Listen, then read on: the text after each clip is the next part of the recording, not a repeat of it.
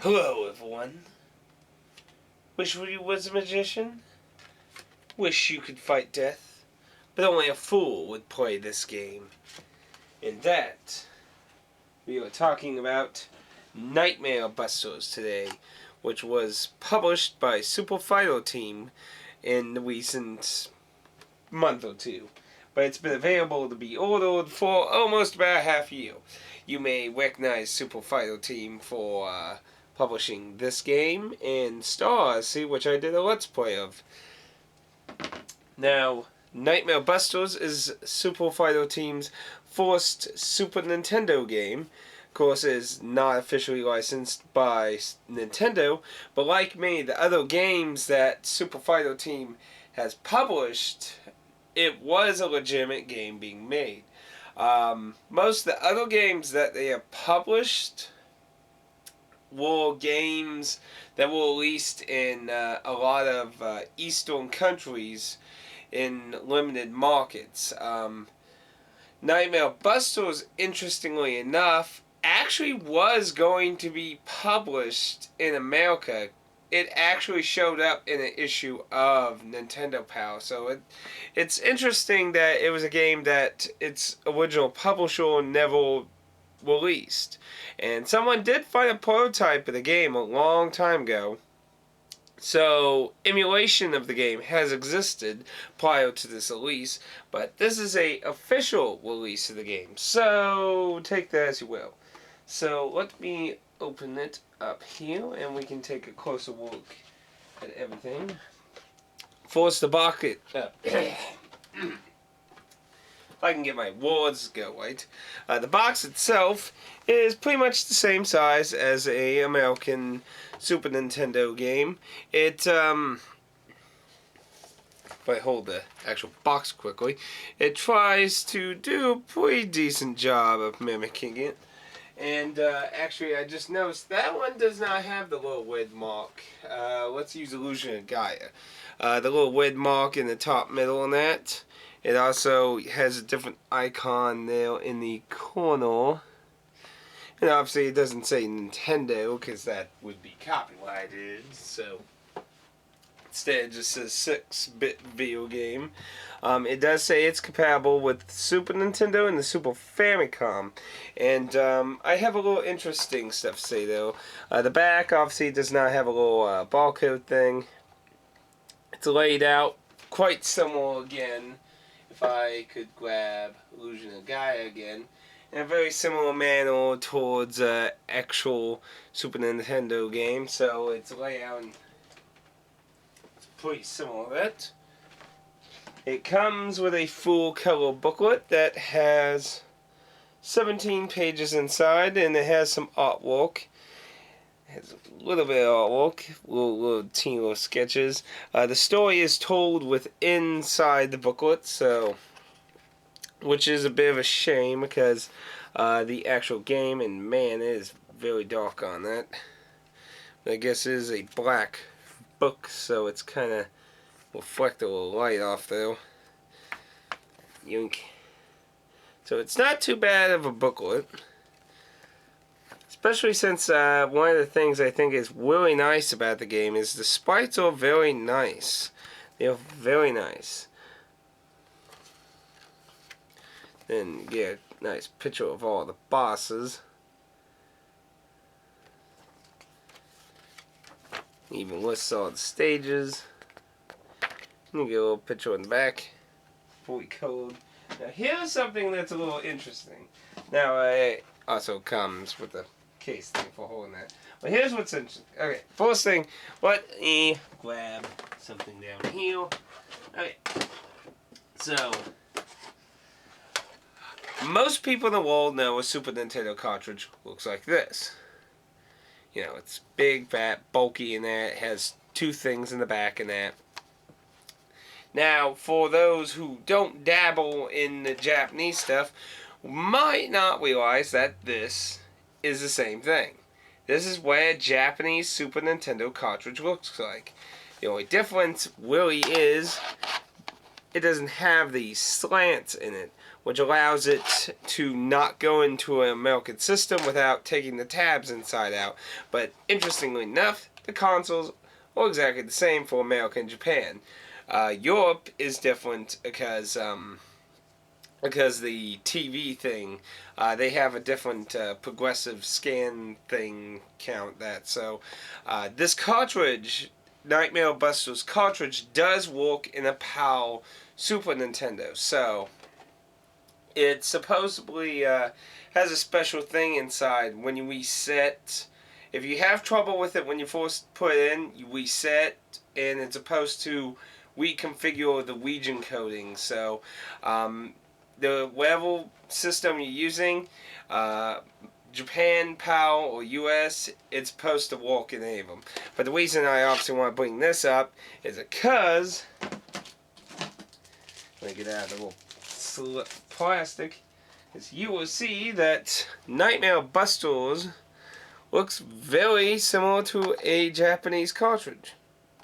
It has a little gap thing there, as opposed to the Japanese one don't. But aside from that, it's almost very identical to its shape and everything. Now the actual chip's a little different there. Yeah, see, there's a little slants in the actual chip, which is a little weird because, you know, they're just solid chips. I don't think I ever seen a Super Nintendo game like that. And of course, to make it work in American, the cartridge only has the two slants in it. Now, it is important to note, since it's the exact same size as the Japanese, it is a little smaller than the American, so you need to kind of center it just a little bit for your Super Nintendo. But you don't have to worry about taking out the tabs for Nightmare Busters. But I do want to bring up the note that this cartridge is incredibly tight in the system.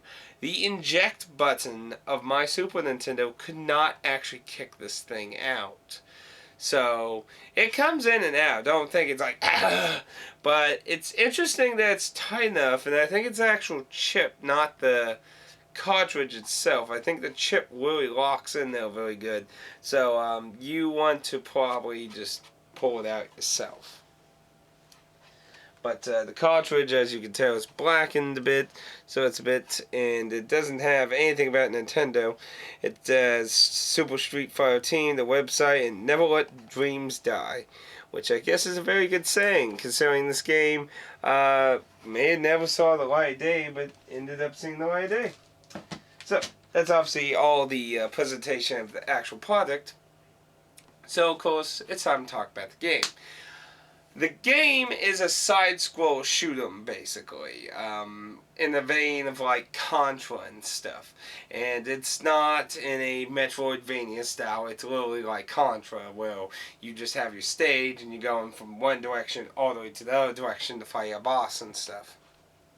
It's very straight on, no side pathing or anything.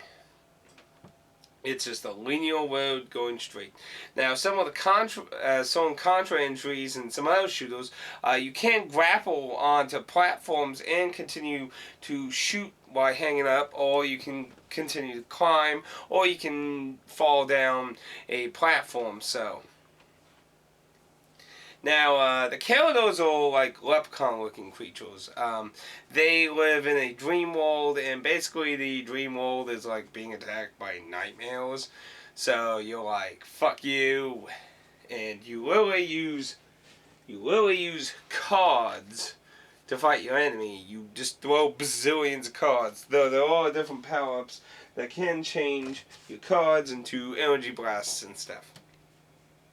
You also have magical power-ups, as opposed to some games where super power-ups would like take your health basically. You just have charges of different spells, and I do definitely want to note, I believe I can show them off in the booklet. Yes, this page right here. Now you have a throwing disc kind of thing, an explosion in a tornado looking thing. This spell, the wield blade thing, this thing actually slightly hurts my eyes, kinda, because it flashes so much. That's not a very common thing for me, and I'm not prone to seizures or anything, so that has me slightly concerned. There's a little flashing with the other two, but this one's really bad. So if you're prone to like seizures or something, you might want to take that as a warning if you actually have any interest in this game. Just a bit though. But anyway, you get charges for that. That's usually screen hitting shit. Though I do notice the kind of wind thing will only hit the stuff that it pushes towards. It doesn't like go bing bing bing bing bing. Most of the bosses are basically very pattern styled. So the bosses are pretty simple to understand once you get to understand how they move and how you dodge and everything. A lot of the levels, though, I have to say, don't feel as well constructed. Like, like in my Cave Story review, I talk about how Cave Story feels like it's so constructed so well. There's no way you can be like, this game is a piece of shit, and it killed me. Well, this is like the opposite. A lot of the stages have all these moments, like the whole cave lava thing is just really fucking cheap in my opinion with the fireballs and shit in this one segment where the platform is sinking under and then literally the fireballs just seem to have no real pattern at all. I went through the area a few times and there's just a few parts in the game that just really, they kind of just seem cheap, to be honest. They really seem cheap. And this game is not like fucking easy either.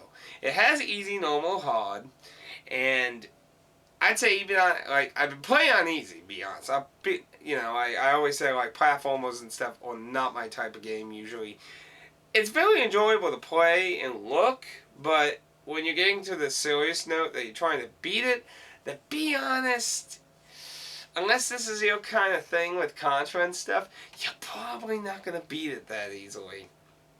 Because while you do get continues, you can earn extra men. If you lose all your continues, you have to start the whole game over. And it is pretty ruthless, to be honest. And another note on that, you do have a life meter, but you only have 2 lives. 2 lives on your meter. So 2 hits, extra life used. And considering they're all potions to heal your life, but it just seems so weird that you have only 1 extra point life. I mean, it just seems like all the potions a lot of times are waste, and then I get hit at moments at times where there aren't potions. I don't know. It just seems kind of a weird balancement, A lot of the different attacks you can do, to be honest, a lot of them don't seem very useful. There is like one that splits in opposite directions, so like if you shoot up, you shoot down. If you shoot left, you shoot right at the same time. Your cards you have a power-up file card, and then there's a lot of weird power-ups, and they just kind of have different damage outputs, and then you got this weird one that kind of shoots straight in at an angle, and that one's pretty weak, but it has its advantages at the same time, and some of them have their advantages, and some of them don't seem to be a huge difference, to be honest. So it's kind of a mixed bag with your different attacks, though. You also have a dash attack, which I didn't make a whole bunch of use, but you basically charge up and then you go straight forward, and you can damage everything you go straight forward into. It's one of the few things that allow you to be invincible going forward. You do have a slide attack like Mega Man.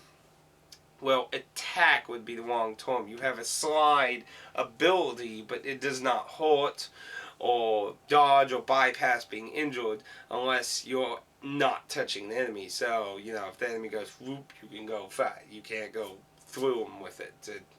It's not for that. It's more useful for boss fights, really. Now, there was a lot of stages. I have beaten the game, obviously, since I'm doing a review. And, well, it shows village, forest, caves, cliff, castle, and ship. It's important to note the castle is actually multiple stages, so that one's a little more fatal. Now, for those who are in my boat that want to try the game, enjoy it, and maybe even finish it in a more sane manner instead of going absolutely insane in a ghouls and goblins style, I can't stand the ghouls and goblins. But, there is a cheat code to give you level select and a turbo mode with your firing, because it is one of those games where you have to hit the button over and over again. So you can get a turbo mode and a stage select, and you can enter that code when the title screen is starting, not when it's always saying push start. Just reference that, because I don't see a lot of sources say that, and a lot of them just say on the title screen. So yeah. But you can do that, or you can try to beat it fair and square in the old-fashioned modeling way. Overall, I really do enjoy the sprites. It's very well animated. I do think the sprites are a little too big for this kind of game, though, because it kind of really reminds me of the newest episode GameSack did on this weird PC system thing Japan had. About one shooter game, but it was more multi-direction instead of side-scrolling. But it kind of applies in the same way, where it feels so zoomed in and you don't get like a lot of reaction time to a lot of stuff. It kind of bothers me, but I do like the sprite work. The music, kind of mixed bag. I like a lot of the more ending stage musics than the beginning stage. There's not a huge variety of enemy types. Most of them end up getting recycled and recolored in that. And I did find a weird thing, and I don't know. It looked like a glitch. So, but maybe considering the game is themed around nightmares, maybe it was supposed to be like that. I don't know. On the ship stage on board, when these bats came, they looked like disfigured, glitchy looking things, like Missing No from Pokemon. And I don't think that was normal, but that is the only thing in the entire game that looked like that. So I don't know, because I mean all the other bats didn't look like that, just the ones when I got on the top deck of the ship. So I don't know if that was normal or not. There's not a lot of footage of the Super Fighter Team version. There is some YouTube footage of people playing the ROM of the prototype of the game. So I gotta wait to see if there's more Super Fighter Team versions of the game. But I could also check on that too to see if that was normal in that. But at the time I didn't really get to do that. But the final boss actually I think is pretty well designed, to be honest. I think all the bosses were designed alright to a certain point. I think the werewolf boss is probably the worst in my opinion. But all of them are very pattern-like, have patterns to them, so they pretty much all are pretty much fair. The werewolf thing is a little trickier because I didn't realize a certain aspect of its fight. But is there anything else to wish? Music was a mixed bag. I liked the music, graphics pretty good. Now, of course, the final question is it worth your money? Because this is not a cheap game.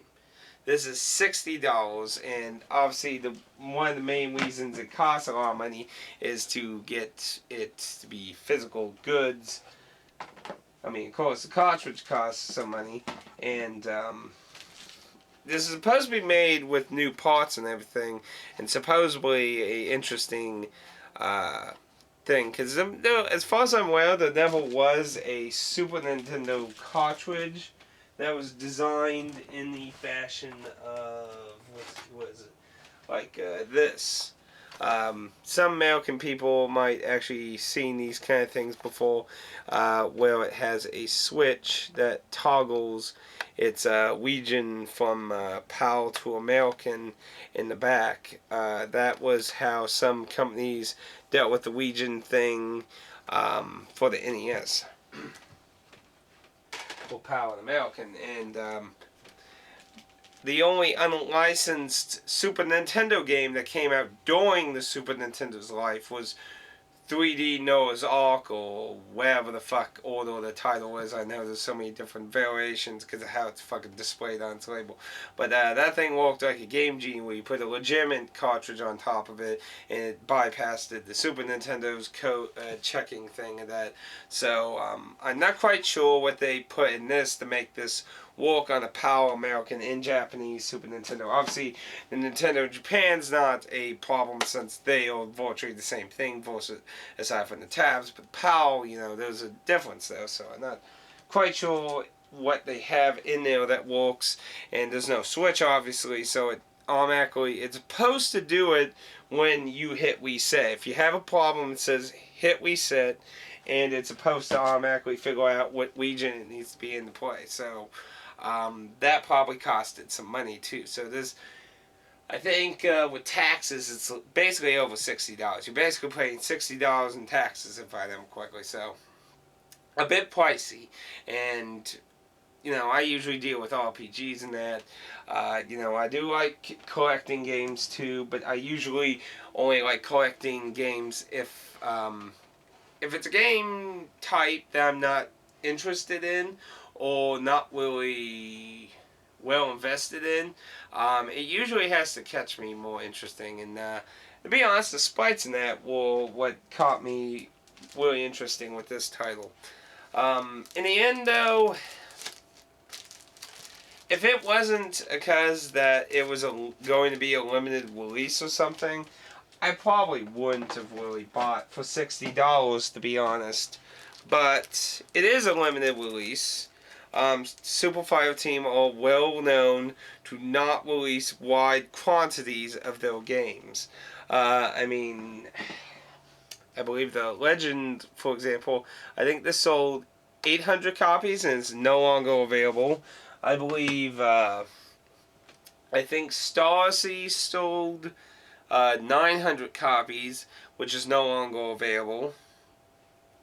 So, I believe they said they were planning on, and this was way back when the game was first announced, I think they said they were planning on 1,200 copies of this, and it is still available right now. He just started shipping pre-orders that people pre-ordered a long time ago. So there are still copies of this game. So if you're interested in this game, I'm going to have a link below in that. You can go and look up buying this game if you want it. Because this is a legitimate copy. They're all, I heard they're all reproduction cartridges of this, and of course some people might prefer those, but those aren't legal copies. This is with the people who made the game. That's what Super Street Fighter always does. They actually do actual business with the people that made the games that they released, and that the companies that hold the rights in that. And this was directly done with the people who actually made Nightmare Busters. Though it is a note that the manual does mention that one of the people who did help make this game, one of the main people apparently, had passed away. So the game's manual does pay him homage, and the other people who were behind owned the rights to the game worked with Super Fireteam to release the official product. So my only real complaint is, and it's probably because of shipping or that, but it does have a little chip in the paint of the box art. So that's about all. It was probably from just shipping now.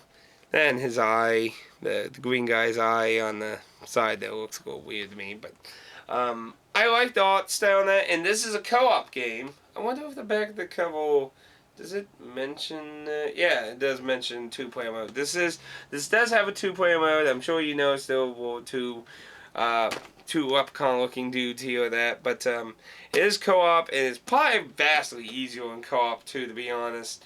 Though obviously I haven't gotten to try it in co-op because I've already mentioned multiple times Alan has moved farther away, and he lacks any internet, so it's actually been a lot harder being in contact with him, and I don't really have anyone relatively nearby to really try it at the moment. But overall, if you actually happen to somehow find it for a reasonable price, I'd say it's probably worth a better look. But $60 is a really wishy-washy thing. If you're really into like Contra, just basically anything like Contra, just side-scrolling masochist shit, then Nightmare Busters is probably something you might be interested in. But if you're looking for a really refined cave story kind of experience, I wouldn't say Nightmare Busters is going to be for you. If you're a collector who worries about shit coming well, you probably want to buy this, like, now. If you don't, then, well, I guess it's a pass for you. It's mixed feelings. It's not perfect, but it certainly is an interesting game. And definitely a bit interesting because usually finding legitimate Super Nintendo games today isn't too common. Repo carts are very common, but finding legitimate released games from more indie people or stuff like this is a little more uncommon on the Super Nintendo, is a little more common on some other systems. So, that's what I think about Nightmare Busters. If you have any questions or anything, feel free to leave a comment. I also did a Let's Play of the game, and at some point that'll be going live, probably as a little side thing. Anyway, that's my thoughts. Got any questions? Leave a comment. Let me know. And like I said, I'll leave a link down below that goes to Super Fighter Team's website if you actually want to order this before it sells out and will never be available ever again. Never.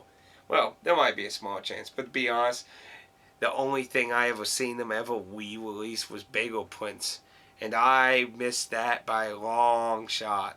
I still need one. Find it. No, I didn't. Well, actually, if somebody found that, I'd be interested, but yeah, as far as I understand, the Legend and Stars he never got releases,